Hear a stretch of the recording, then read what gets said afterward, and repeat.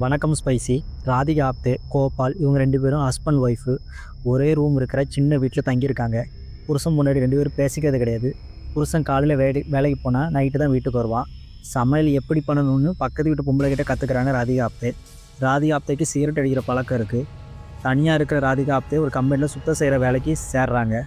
அப்பப்போ காய்ச்சல் வயிற்று வலின்னு ஹாஸ்பிட்டல் போகிறாங்க ராதிகா ஆப்தே. ஒரு நாள் நைட்டு சும்மா போகிற ஆட்டை கடிச்சு கொள்கிறாங்க.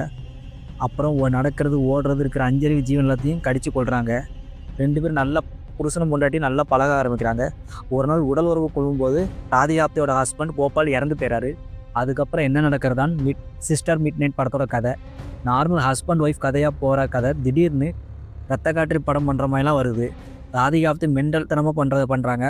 ரொம்ப மன ஒழுக்கத்தோட உச்சியில் இருக்காங்க இந்த படத்தில் பூரா. இது 18+ படம். 2 வல்கர் சீன் இருக்குது, நியூடிட்டி சீன்லாம் இந்த படத்தில் இருக்குது. ஃபேமிலி கூட பார்க்கணும்னு நினைக்காதீங்க.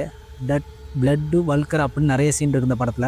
இது நார்மல் பீப்புள் ஜாலியாக உட்காந்து பார்க்குற படம் கிடையாது. இந்த படத்தில் மெயின் லீட் ராதிகா ஆப்தே தான்.